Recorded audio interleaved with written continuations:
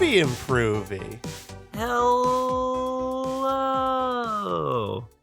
Hello, this is your world's first and foremost film repair podcast. I am your unlicensed and board disavowed film repair technician, Film Stressman. Oh, fuck. I forgot we quit the movie improvy department. What am I now? Well, no, last we checked in, you still worked there. You were trying to take them down from the inside. Oh, that's right. Yeah. I'm your The executive last time I spoke to you. I'm your executive ghost ape or whatever I am now, James Kettler. Oh, you finally got your promotion. I did. Yeah.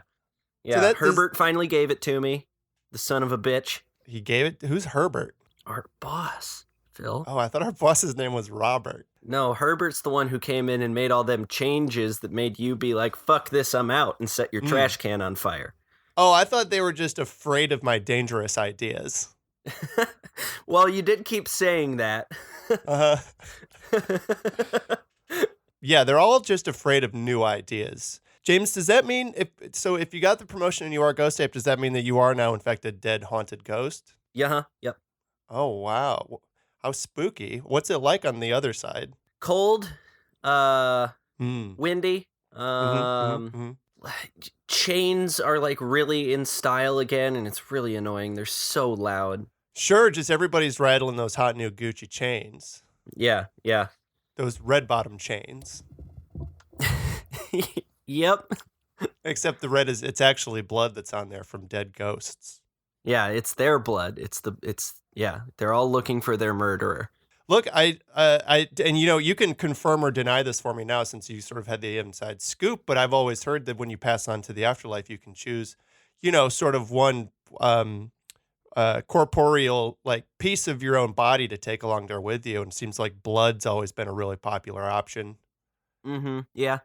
What did you pick for yourself? I took along my spit so I can spit on folks.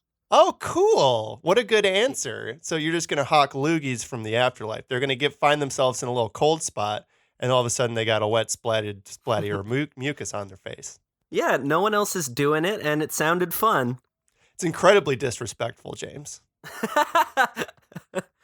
Come to my funeral, expect a big old loogie in the ear. If you get blood splattered all over you by some sort of haunted ghost spirit, I think, you got to sort of check yourself in that moment and be like, wow, what have I done? What have I done to disrespect the spirit world? But if you just get spit on by some ghost like you're a dirty sidewalk, oh, man, I think in that moment you've actually got a right to be a little bit perturbed your own self. No, I think you still done fucked up. Yeah, I guess that's true. Phil, why is spit worse than blood for you from a ghost? What would be worse for you if a person, like a random stranger on the street, spit on you, or if they bled on you? I think the worst would be if they spit blood on me. Ooh, that would be gross. That's almost certainly a zombie at that point. Yeah. James, I know that you're on a little bit of a time crunch today. You're a busy, busy boy. I am. You make busy podcasts. You got a business shirt on. You got that big promotion. You got a lot of responsibles now. So hey, let's quit the chitter chatter. And I hate all that chitter chatter. And I know there's nothing I hate worse on a podcast than a bunch of fucking chitter chatter. God, why do people gotta talk so much on a podcast? Like, just enjoy the silence, you know? It's like blah blah blah blah blah all day long on here on these podcasts. I was like, oh, who are you to think, oh, I'm so interesting, everyone want to hear me talk? No, why don't you just shut up and let me listen to podcast, please? Can't we just have like a nice 20-minute improv jazz break in the middle of my true crime podcast, please? Rowdy. I love that. I love a rowdy, just free acid jazz break. Or even just like a bunch of like highly produced Radio Lab ass noises and soundscape business, but just none of the jaw wagging. Oh, I hate it when they wag their jaws. And they talk about nothing. It's like, they're on the podcast and they think just because they got a microphone in front of their face, they can just seize onto some little minute idea or misspoken phrase and just jabber about it senselessly for several minutes in a row. It's excruciating and it's infuriating.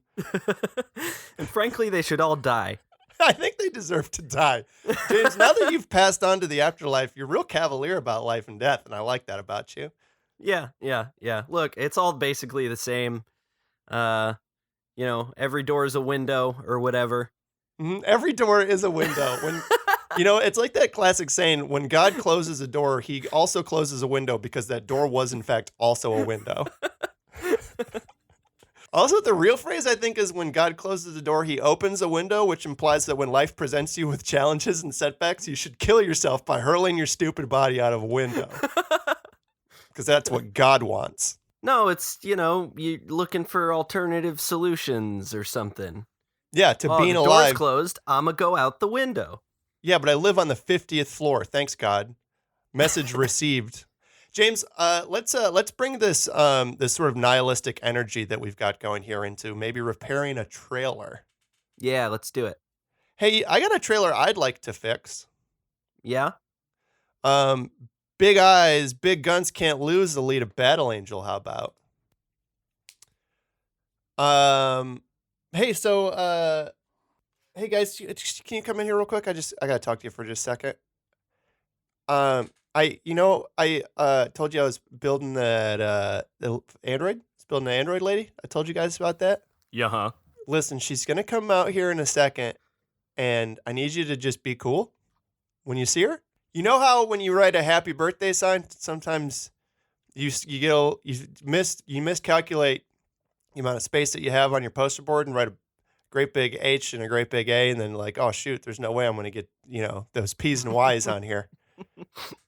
Well, I kind of started making the Android eyes first, and I didn't necessarily have a lot of space for other face material after that. So she's gonna look like a real nasty fucking like a lemur or something, like a real gross fucking nighttime lemur, like you'd see in a nighttime trees. Just a big old bush baby. Yeah, she looks like a friggin' bush baby with robot arms. So I just need you guys to just keep that in mind and just be real cool when she comes out here. Do I look human? Oh, the most human. You're the most human. It's such a transparent lie. It's one of those lies you do when you're just like, I can't even form thoughts properly. It's like I've never seen anyone who's as human as you. I bet, and I can't even see nearly as much stuff as you can, probably. It's like if you said to Peter Weller RoboCop, like, you're beautiful. Like, it's nice, but it's wrong. It's incorrect. Yeah. Yeah, it's like James Cameron went, people like anime. What is it about anime that they like? Is it the storylines? Is it the characters? Is it the, future sci-fi robo worlds? No, it's the big eyes that they're drawn to. They love anime and manga because of the big eyes. And if I'm adapting a manga into a live action feature film, I need to make sure and bring those great big googly fucking eyeballs with me. Yeah, I really can't wait to hear what the story justification is for that. If there is one at all. I guess it could just be like, it's the way she is. She's got to see her victims good. James, I kind of want to, in our repair, which we are repairing this trailer. That's what we do here. Yeah. I just want to just lean into it and give her just one great big old eyeball for her head like she's in The Residence. No other features at all, just a big old eye on a body. She's got a great big old eye, and she's got a mostly human body, but her hands are eyes and her feet are eyeballs. And her every step is pain because she does feel the dirt and gravel particles poking into her iris. But you know what? She sees she's the greatest weapon the man's ever made. And she sees all the crime. I think if we do that, we also have to lean real heavily into the romance aspect of this movie. Yeah, I want to see her give some real handsome devil a big old sloppy kiss. And by give a kiss, I mean pulsate softly while lips are pressed against her membrane. No, she just pulls her partner into the eyeball and just mashes him up against that squishy membrane, and she closes the eyelids on him, and that's how she kisses. Yeah. Oh, there's eyelids. I'd envisioned that it was just sort of a never-ending torture of unseen, just itchy dryness. No, there's eyelids, but they're used very deliberately. She's not always blinking, and also it's cartoon logic. Like if you're just looking at her, you don't see the eyelid from any angle. It's not until she chooses to blink that the eyelid happens. Can you imagine that motherfucker like just across a dark alleyway from you? And it's a nice regular little lady body and robot arms, and then just a big gazing wet sphere of horror and torment. And it can't say anything, so all it can do is reach out to you and start walking towards you. Yeah,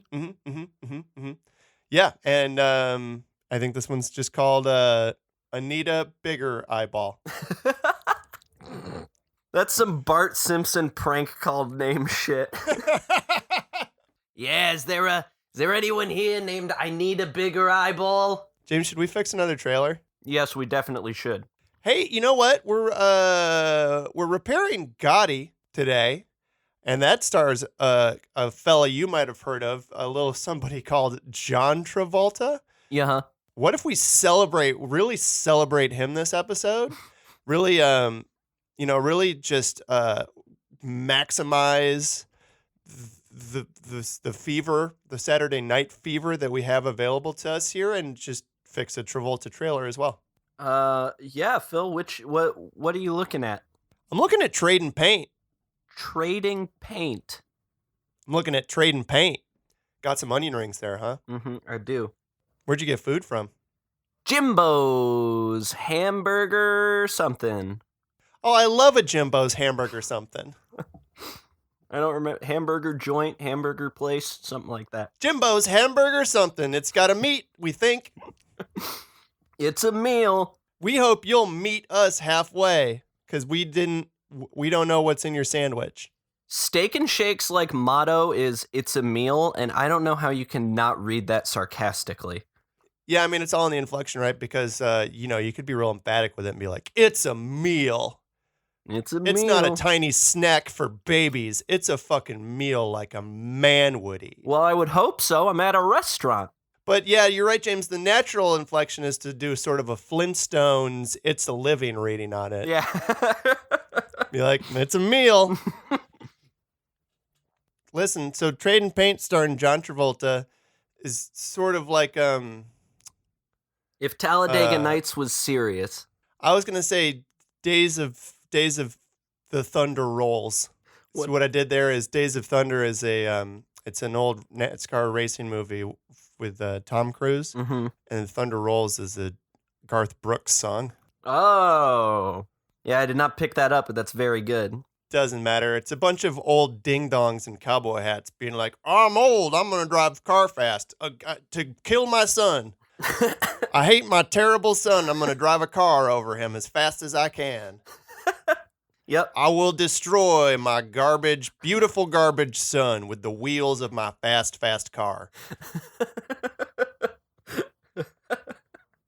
I like that. It's like a reverse Oedipal story told in a deteriorating middle America town.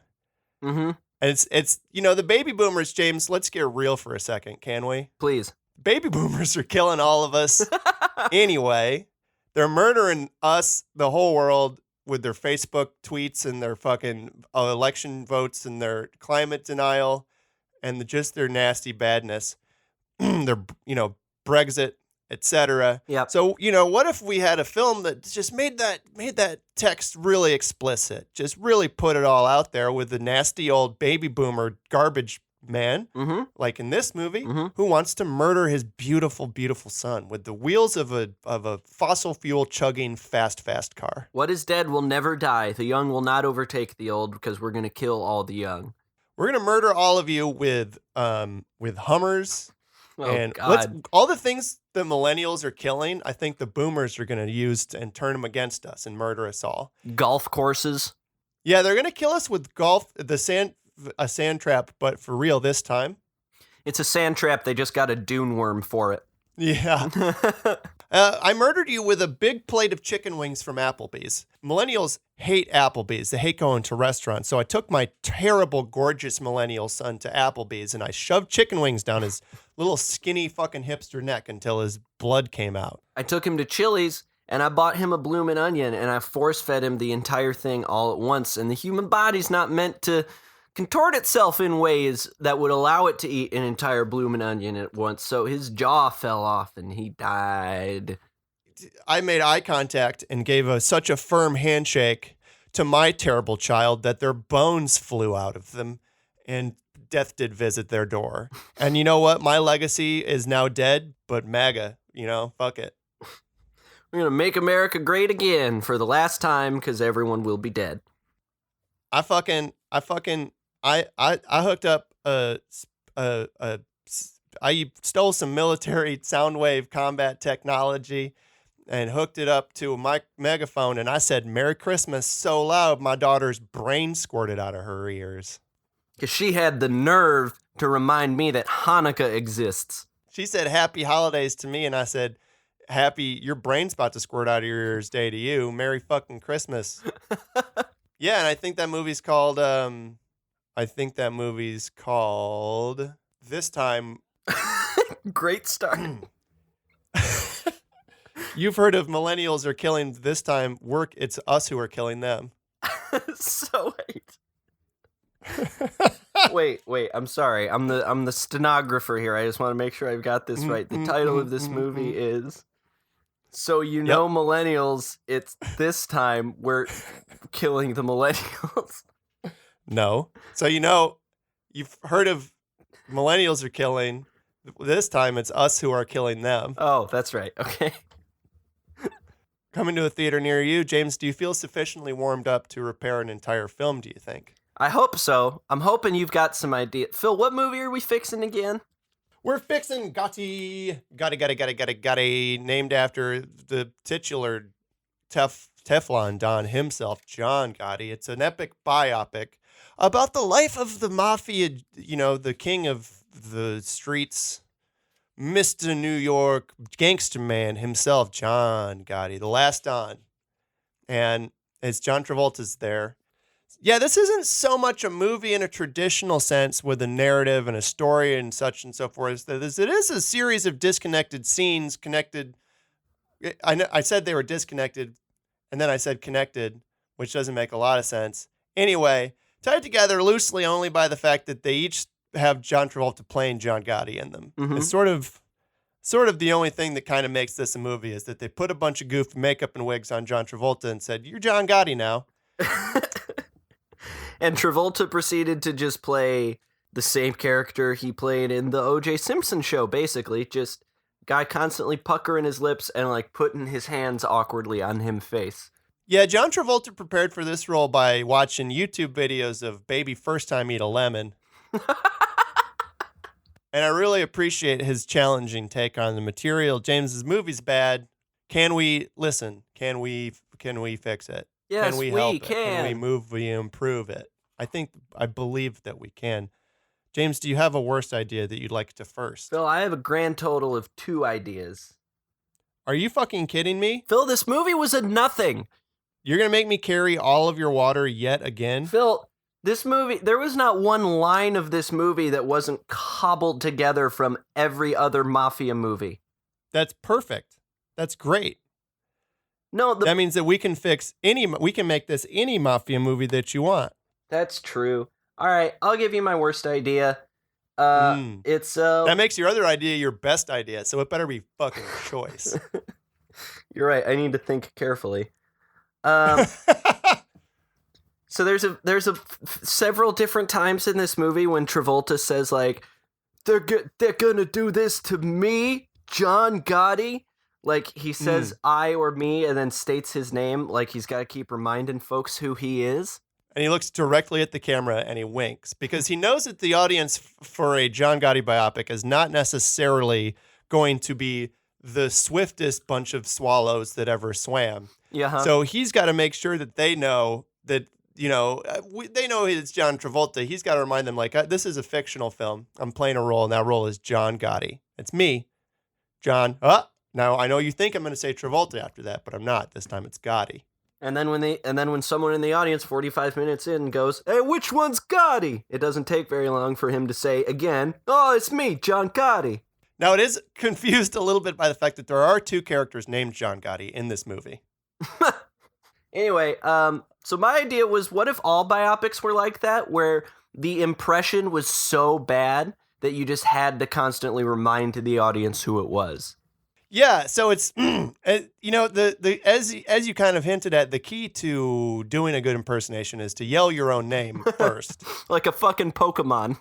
I'm Richard Nixon. I'm not a crook. Why does every Nixon impersonation just contain the shaking of jowls? He just had jowls, so we just assume he was shaking them around. I don't know. If I'm doing a Richard Nixon impersonation, I'm half remembering the Billy West Nixon impersonation off of Futurama. Got those bums. Yeah, that's the one I do also. Hey, it's me. It's hello, I'm Ed McMahon, and this is it's the biggest show. Hey, it's me, Abraham Lincoln. I'm gonna give the Gettysburg Address. James, can I give you one idea? Please. This movie starts out with John Travolta as John Gotti talking directly into the camera about who he is and what he's done. Which, I didn't finish this movie, but did he ever do that again? No. And he says, the only way out of this life is you die or go to jail. And then he says, I did both, which makes it sound like he died and then he went to jail. So my idea is a movie about a jail for dead people. It's the easiest job ever. Yeah, being a guard there is it is real spooky, but it is not difficult.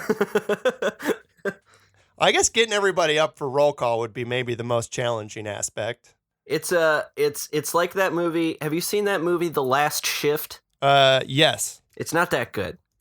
But it's like that. When I said yes, I was lying because I haven't, but I think I've heard of it. It's kind of a ripoff of The Autopsy of Jane Doe. Mm-hmm. It's that That's a great movie. It's like that same basic setup. It's a cop trapped in a hospital and she sees a bunch of spooky shit. But anyway, I think our movie about the dead folks in the jail, it's got the same twist ending that Autopsy of Jane Doe had and that Last Shift had and that Oculus had, where the guard sees some spooky shit and then he murders what he thinks is a monster, but nope, his eyes was playing tricks on him.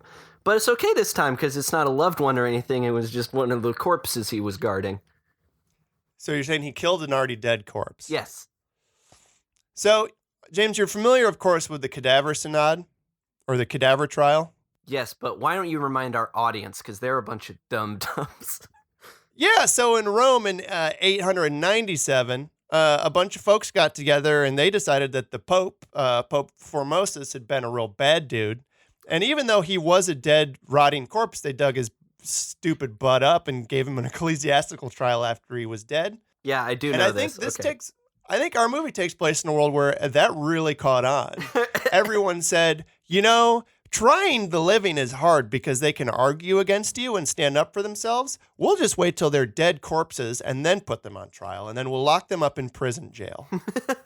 Forever. And so I think, it's kind of a utopian world because jails are no longer full of the living and everyone is not locked in cages when they're alive and allowed to go along with their lives. But we got all these ding-dong jails all over the place. Got to use them for something. And people need a sense of justice. They need to feel like justice has been done. So once, the person who stole your car dies of natural causes, you put them on trial for car theft and they go to jail for the rest of their lives, which is forever. Because they are dead. The rest of their afterlives. Mm-hmm. And I think maybe, I like your idea that it's sort of like Jane Doe kind of a situation, but what if it isn't? And it's just sort of a romance about two guards who fall in love. And the jail for dead people is just sort of kind of the backdrop. Just kind of set dressing. Jail for dead people is to this movie what the bookstore is to You've Got Mail. What? Okay, yeah, all right. It's like the weird love letter writing company that Joaquin Phoenix's character works for in Her. Mm-hmm. Like, would be a neat idea in its own right, but here there's other stuff going on. We've got bigger ideas to focus on than corpse jail. And this movie is called Once Upon a Corpse Jail. Once Upon a Corpse Jail is for sure the name of this movie. James, do you want to waste your second idea, or do you want me to fire a few more off, and then we can like kind of work up to your second idea? Oh God, no, I don't want to work up to it. It's not worth it. Okay, what do you got, my dude? What is your, as you said in your words, best idea? 2 of 2. Hey, how about a mafia that does some fun stuff, huh? Oh, like a 3-6 mafia? What about well, no, I think there's still like bad folks doing illegal deeds, but what if the illegal deeds they did were fun or just nicer? Like skateboarding in front of a building with a sign that says no skateboarding.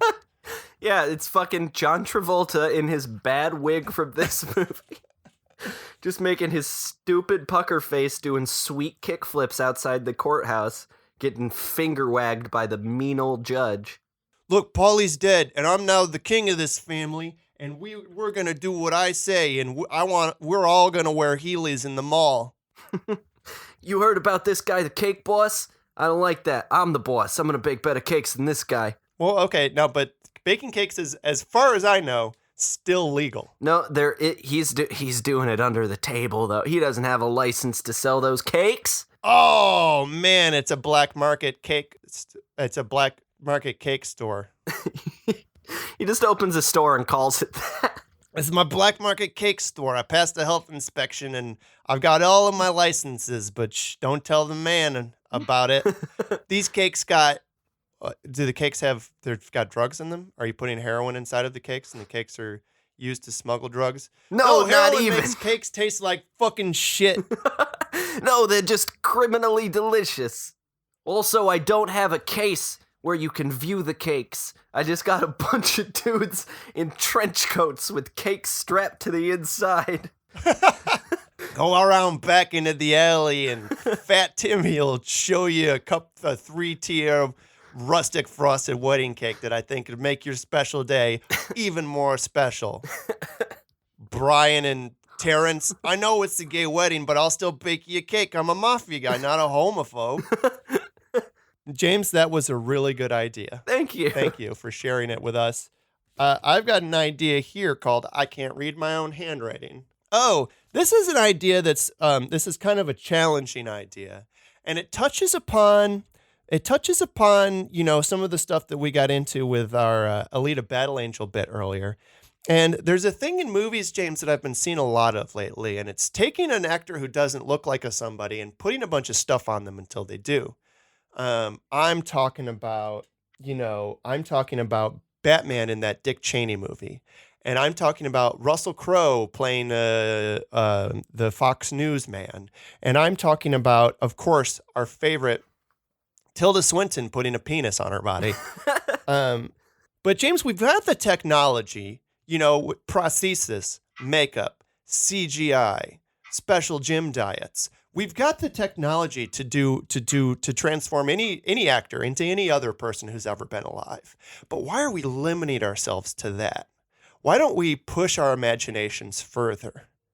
Why don't we have Russell Crowe? Hey, Russell Crowe, I need you to gain 700 pounds and put on all this prosthesis, and now you're a great big blob with 7 arms and 4 ears and 2 mouths and a T-shirt that doesn't fit you, and it's the story about what that person's life would be like.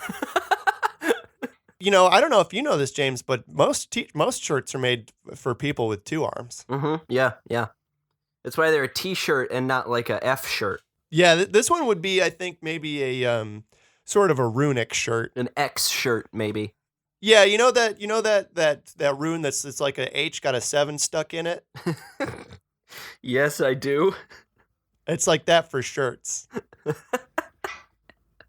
Hey, Christian Batman, I need you to lose all of your weight until you're literally just skin strapped across a bone skeleton, and then we're going to go put a bunch of extra bones on you. We're going to stick a bunch of extra bones in you and out of you and coming all over the top of you, and we're going to make a movie about, I don't fucking know, a guy who ate too many skeletons. It's the Bone Collector remake. Yeah. Yeah, we're going a different direction with the Bone Collector this time. Instead of being whatever the fuck that movie's about, it's just about a man with so many bones. Mm-hmm. Mm-hmm. Mm-hmm. Mm-hmm. Hey, Tilda Swinton. This time it's just you've got tongues all over you. I know that this is an adaptation of the Portrait of Dorian Gray. Except we changed it slightly, and the portrait gets younger and more beautiful, and you get tongues all over you. So I need you to, really channel how a person with tongues all over you would maybe act in this scene. We're calling it the Portrait of Dorian. Oh my God, I'm a tongue monster. We're calling it the Portrait of Dorian. Hey, I can taste everything. I can taste the air. I can taste 1,000 miles away. I can see how you taste. James, I guess I'll just give you more idea. I'll just keep going. Yeah. So I actually have a lot of ideas here, and I'm trying to triage a little bit because I know we're limited on time. John Gotti threatens someone in this movie. He threatens a lot of people in this movie with cutting heads off and other sorts of physical attacks to their bodies. Yep. He tells a person in this movie that he's going to park a bus up their ass sideways. So he's going to parallel park it. Yeah, so I thought that would make a really good Speed sequel. If this bus goes into that guy's ass the right way forwards, we're all going down. Yeah, so in Speed, of course, it's a bus can't slow down. I think this one is the bus has got to be parked in the president's ass sideways, or the country will blow up. The whole country. Yeah, Dennis Hopper's child. Yeah. Has taken up his mantle, and they have got a revenge grudge against Keanu Reeves, and they put it's like kind of like Die Hard with a Vengeance plot wise. They've got explosives all over the whole country, and the puzzle Keanu Reeves has to solve is how to park a bus in the president's asshole sideways. And also, there's an element of like the Black Mirror episode where the prime minister fucks a pig because the president has to decide, like, is he going to let this bus go in his ass? Or is he going to let country blow up? Yeah. I'm not about to go down in history as the first president to ever let whole country blow up. But I also don't want to go down as first president in history with bus in ass. Yeah. I don't want to go down in history as third president in history with vehicle in ass and first president in history with bus in ass. Look, we've got to teach these people a lesson that they can't just keep making the president put a vehicle in their ass. I'm the third president in the row, and the vehicles have increased in size each time. I just started as Secretary of State. This wasn't supposed to keep happening.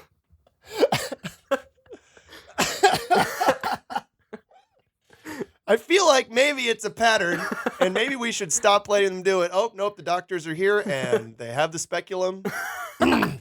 It is bus-sized. I thought maybe we'd be working up to that, but nope, we're just going there from the beginning. You guys just had a bus-sized speculum, or nope? Okay, yep. Well, tell my husband I loved him. Can I give you another idea? Wait, sir, the scientists have just invented an enlarging ray, so we can enlarge just your ass safely, so you can take the bus without. Oh, he's already dead. The bus is already inside him. He's already very dead. Oh. And Keanu Reeves is dead, and the bus is dead. Everyone on the bus is dead. This was a horrible mistake. Why did we let it happen? But the country did not blow up, so high fives all around. Okay, well, get the who's next in line? I don't care. Get the Secretary of the Interior in here. I'm going to test this ray on his butt. Let's see if it works. Secretary of the Interior of this guy's butt. James, so I'm going to pick, I feel like we got to kind of wrap up here because we are limited on time. Mm-hmm. I'm just going to speed run a few ideas past you, and then I got one that's a favorite, so I'll get to that last. Okay. John Gotti's wife says that his kid got straight A's, so he's going to become a rocket scientist. Yeah. So I got an idea here that's just called Astronaut Mafia. Listen, they may have gotten the moon, but we got Jupiter. I don't know what we're going to do with it because we'll be crushed by its atmosphere. But we control the streets there on it. I see that red spot. I think that's a pretty good place to hide our heroin. I see that red spot. I think, hey, throw a body in it. Ain't nobody gonna find it because it's gonna burn up. You can't even see the blood. It's red already. I got another idea here. John Gotti screaming at his son about fighting, and he says, "Never take a backward step." So what if somebody didn't? It's like Derek Zoolander syndrome. They just have to turn all the way around every time. They just only go forward. Oh, So it follows from the perspective of the monster. Yeah, it's sort of if Forrest Gump was just only the running part. And he was begging for help, for someone to help him, please. And once he completes a circuit of the earth, I think, they ascend to heaven. Oh, does he complete the circuit? I assumed he'd just be screaming for help until he got to the shoreline, and then he would just, drown. So John Gotti was called Teflon Don, which made me think about a mafia guy with a pan for a head. And that made me think about a new gritty Dick Tracy reboot. If Warren Beatty ever took his fucking greasy old hands off of the rights to it and let somebody make it the ding-dang movie. No, he's going to make another one of these days, Phil. Yeah, well, this one's gritty, and it's dark. It's like DCU, like, oh, it's serious, but what if in the real world? But also, all of the villains are the most ridiculous and cartoonish ones that ever appeared in the comic strip. They're still just guys with weird-shaped heads. Yeah, it's like, oh, I'm Joey Refrigerator. I got a refrigerator for a head. Like, oh, I'm Susan the cat, and my guts are cats. I'm Paulie Tennis Racket. My head looks like a tennis racket, but also I burned my family alive in a house fire. That's my racket.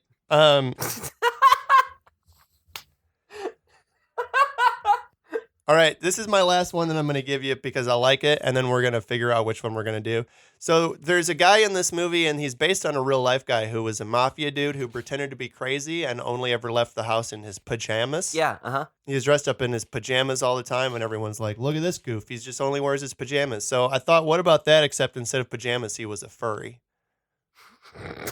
It's like, hey, the head of the Bambino family. He's got a screw loose. You only ever see him in his fursona. I'm Tangerine the Hedgehog Gambino.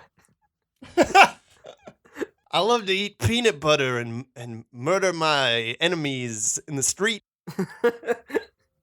Bring me the Chaos Emeralds.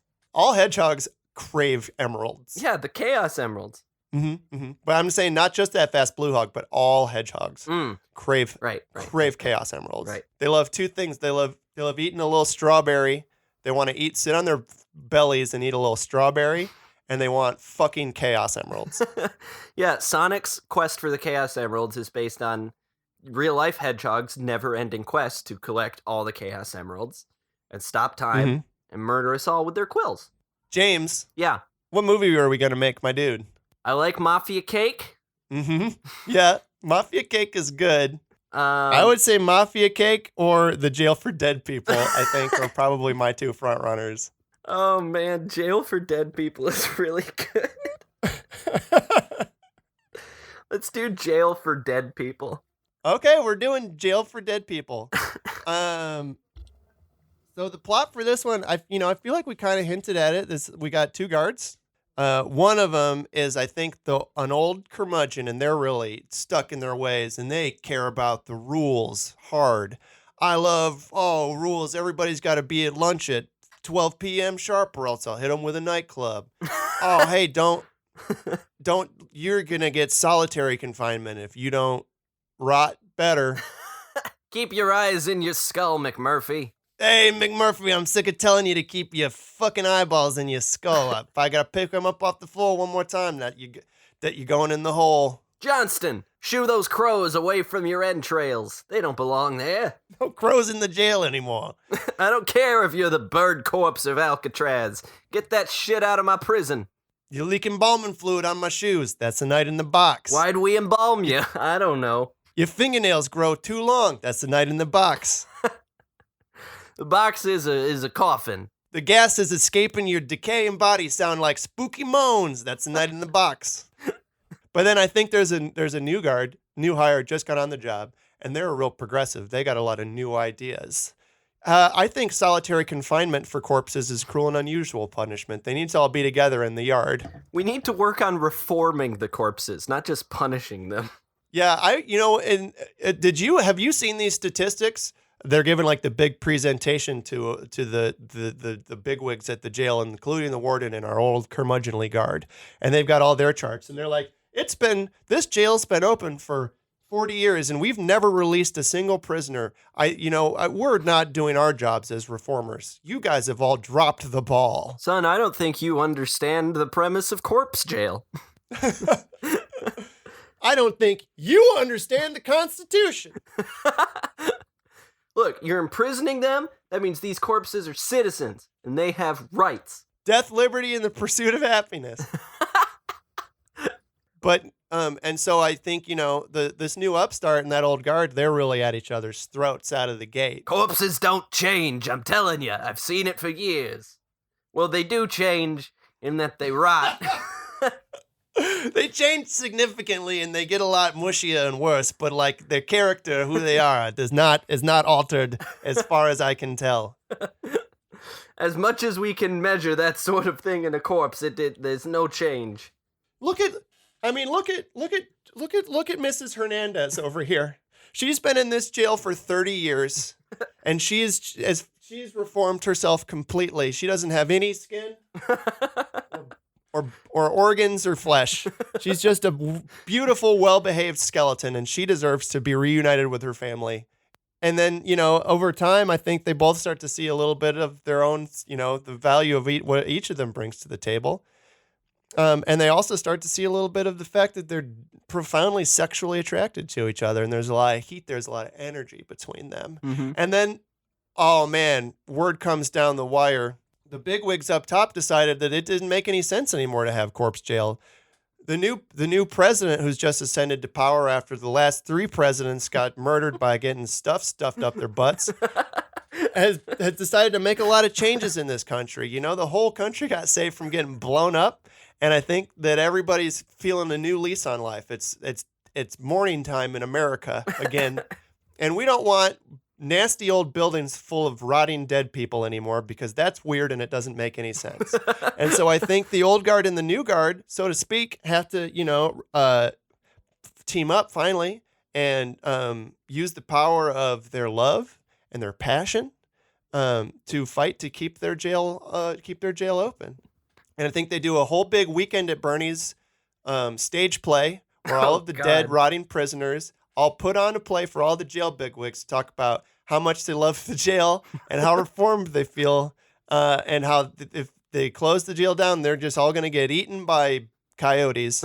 And, they win the hearts not just of the warden and the president and the bigwigs up top, but they win each other's hearts, and then they get married. The end. Yeah, the tickets to this show said life-size puppet show. How do you think they're gonna? Oh no! Oh no! Oh, dang it! Why are you guys handing out ponchos like this is a Gallagher concert? Yeah, and it's called. What was it called? Once Upon a Corpse Jail. Yeah, Once Upon a Corpse Jail. Is a good title, and I like that title. And let's cast this beast, huh? Yeah, let's do it. So we've got the 2 guards, the warden, the president. Yeah, and then let's just cast a couple of corpses. I was gonna say, is there maybe like a corpse that is a confidant for each of them? Mm-hmm. Yep. Each of them has a good relationship with one of the prisoners. Yeah. For the new cop, it's Schmitty. Schmitty may be missing the bottom half of his torso because it got dragged away by rats last week, but he's still got 2 good ears for right now. Not for long. James, I'm going to roll 2 10-sided dice, and they are going to give me a number that's going to allow me to pick a movie off of the most anticipated movies of 2019 IMDb list.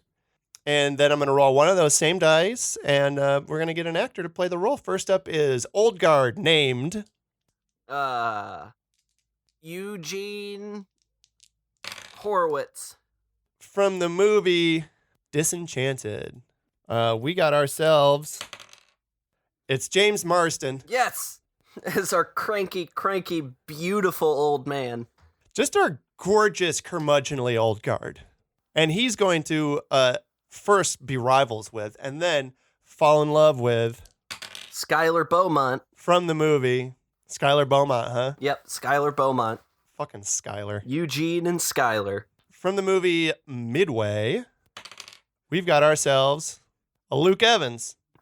It's very good. I'm pretty sure James Marsden and Luke Evans are almost exactly the same age. Yep, and they're both gorgeous, and they're going to smooch in a jail full of dead people.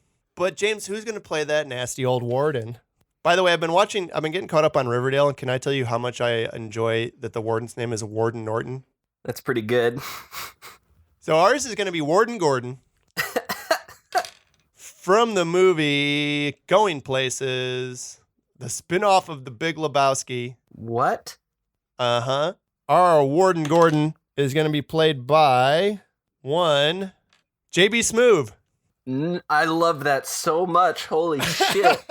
JB Smoove is Warden Gordon, and he's, like, I love Corpse Jail as much as you guys do, but the bigwigs up top, they say we got to shut it down. They say don't make no sense to keep these corpses here. Who else? Should we have a bigwig? And then we'll cast our 2 corpses? And the president. Is that what we said?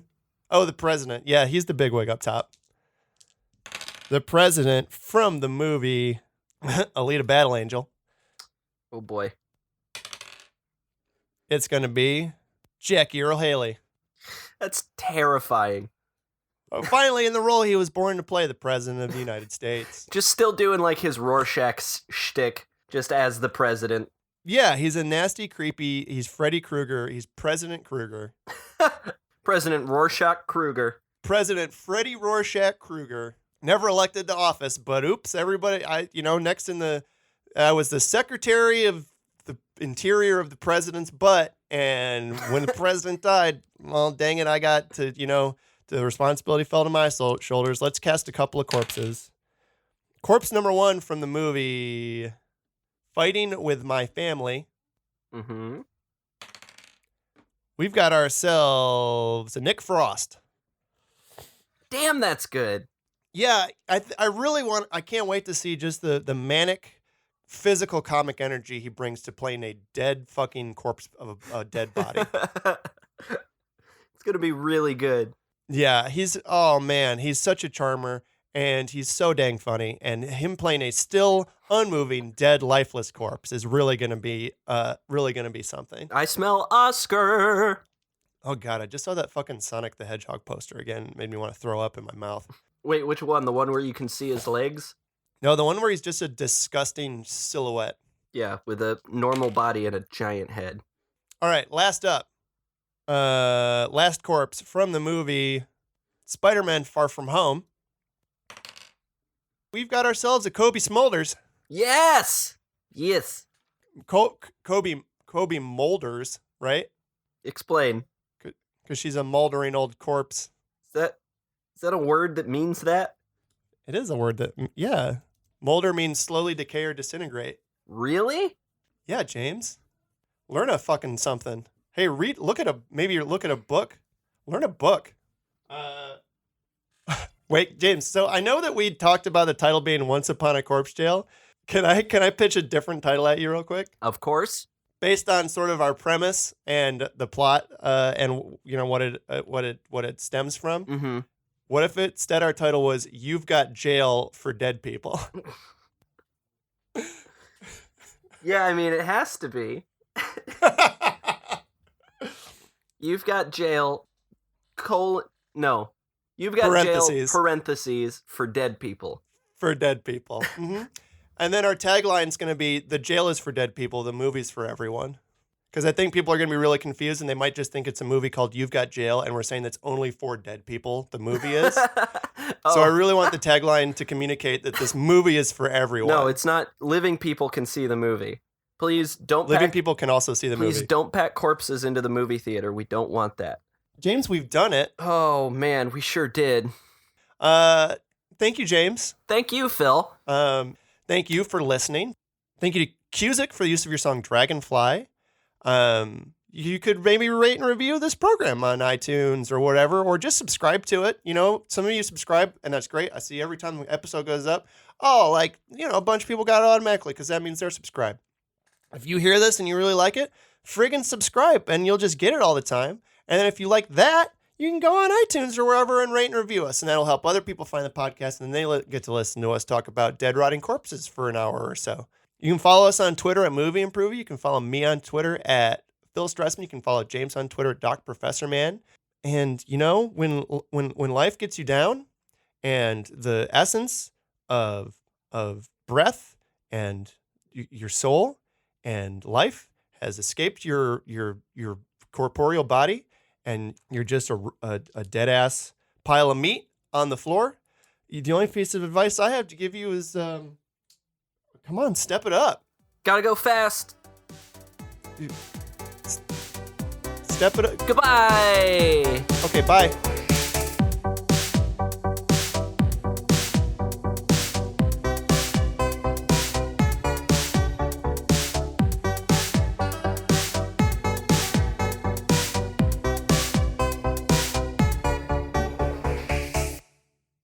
Actually, here, I'm just going to get a 4-sided die for this one. Where are all my 4-sided dice? Where are my beautiful triangles?